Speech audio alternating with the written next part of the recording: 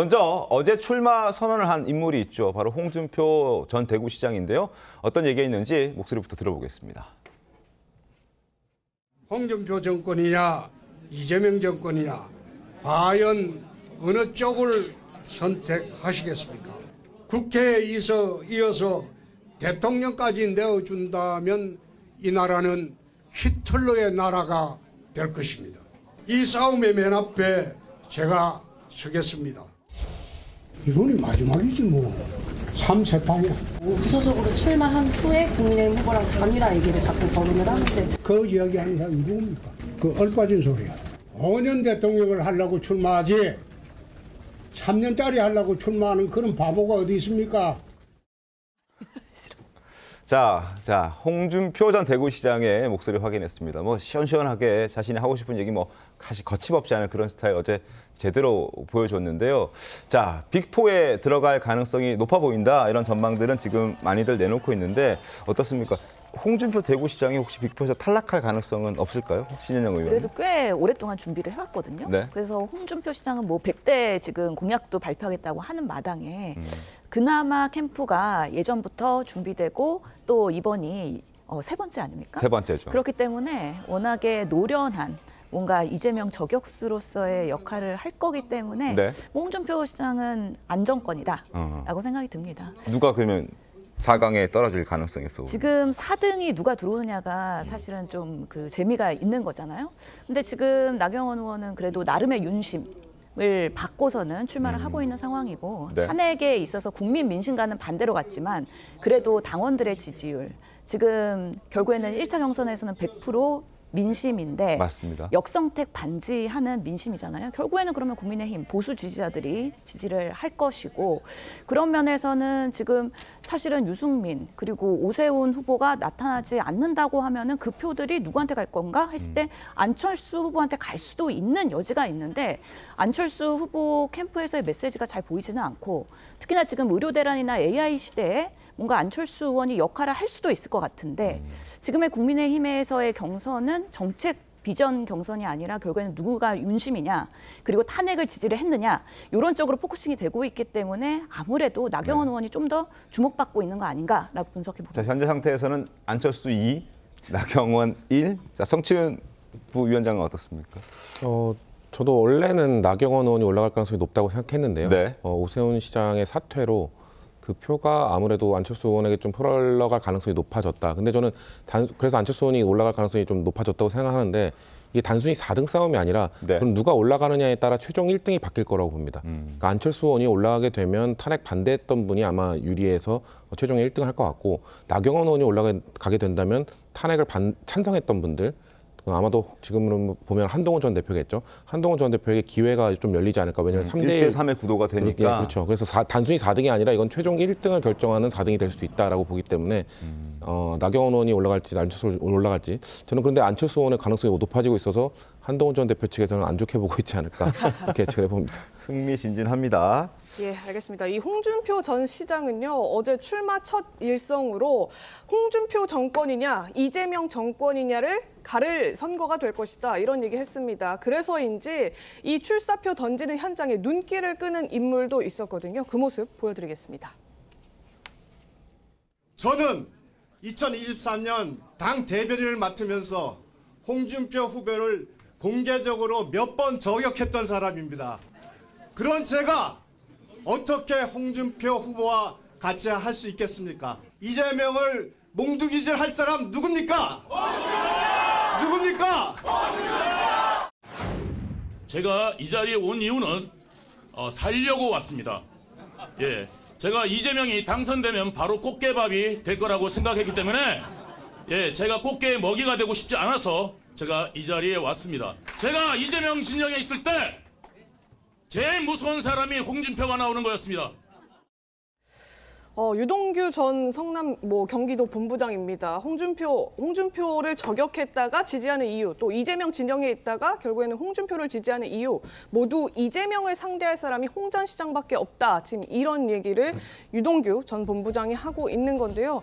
그러면서 이런 얘기 했습니다. 이재명이 당선되게 된다면 제가 바로 꽃게밥이 될 거라고 생각했기 때문에 살기 위해서 이 자리에 왔다.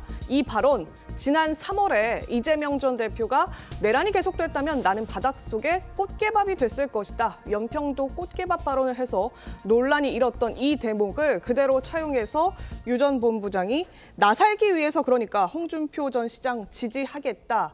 이런 얘기한 겁니다. 김용태 의원님 이 부분 어떻게 들으셨습니까? 뭐 이재명 전 대표겠죠. 이제 전 대표께서 당시에 계엄 이후에 그 집회에 나가셨다 했던 발언을 그대로 유동규 씨가 이제 되돌려줬다라고 생각이 듭니다. 네. 그리고 당시에 이제 꽃게밥이라는 표현을 이재명 전 대표께서 쓰셨는데 사실 꽃게밥이라는 표현도 흔치가 않는 표현이잖아요.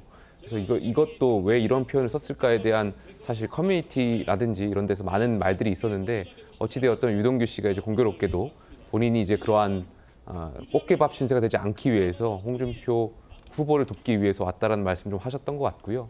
유상범 의원 같은 경우는 조금 전에 이제 2023년 당 대변인 1월 말씀하셨는데 그때가 이제 저희 당의 이제 김기현 대표 시절이었습니다.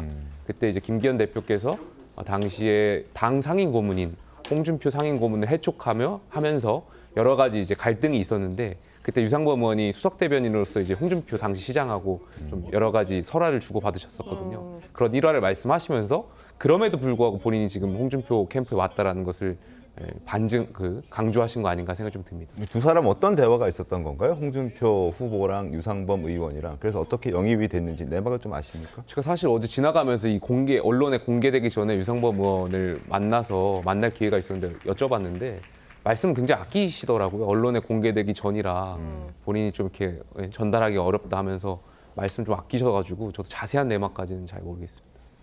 그렇군요. 저도 좀 궁금한데 나중에 좀 취재를 해서 자세히 좀 전해드리도록 하겠습니다.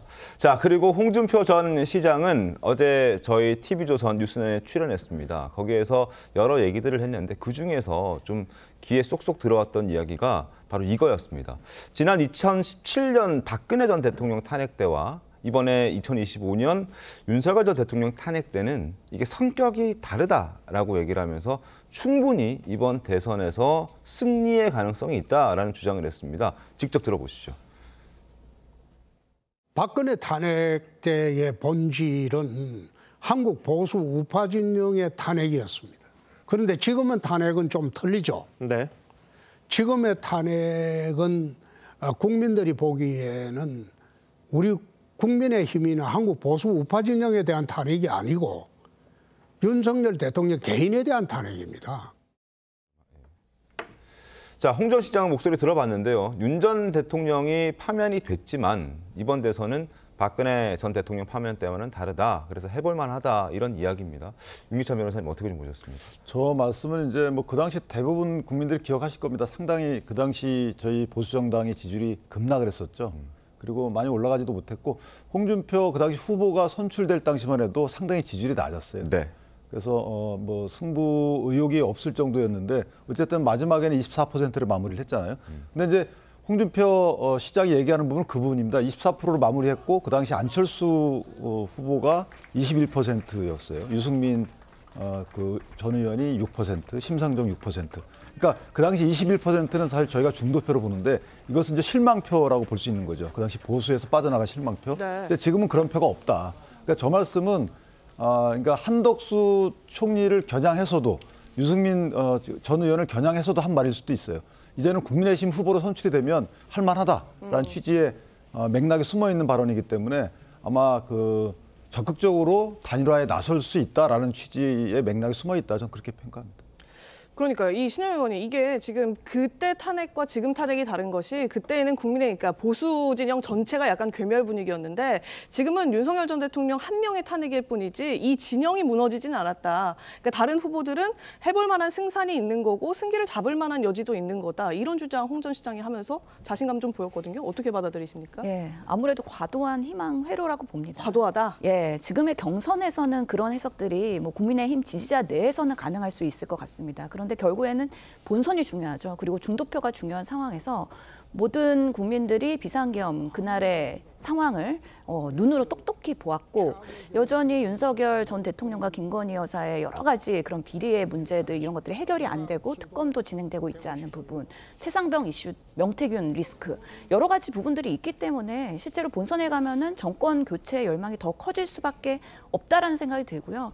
또 그때는 박근혜 대통령 탄핵되면서 탄핵의 강을 건너야 된다. 그러면서 보수가 제대로 반성하고 사과하고 뭔가 통찰의 그런 모습을 보여야 된다는 목소리가 자성의 그런 메시지들이 있었는데 지금은 오히려 탄핵의 강을 건너야 된다는 얘기보다는 오히려 윤심파리를 하고 있는 모습들이 더 강하기 때문에 본선에 갔을 때 결국에는 지난 대선에서도 0.7%의 박빙이지 않았습니까? 그런 부분에서 상당히 국민들의 민심과 반대로 가고 있다. 그래서 홍준표 지금 후보자의 말은 스스로에 대한 희망 회로이자 자기 위안에 대한 메시지지 절대 국민들이 받아들이기는 어려운 판단이라고 생각합니다. 사실은 그 탄핵 국면에서 홍 전 시장 같은 경우에는 서서히 윤석열 전 대통령과 좀 멀어지려고 한 측면이 있었고 그에 비해서 상대적으로 다른 후보는 친윤 후보임을 강조하는 후보도 있기 때문에 이제 본인의 경쟁력을 더 어필하기 위한 해석이 아니었는가 이런 말들도 좀 같이 나오는 것 같습니다.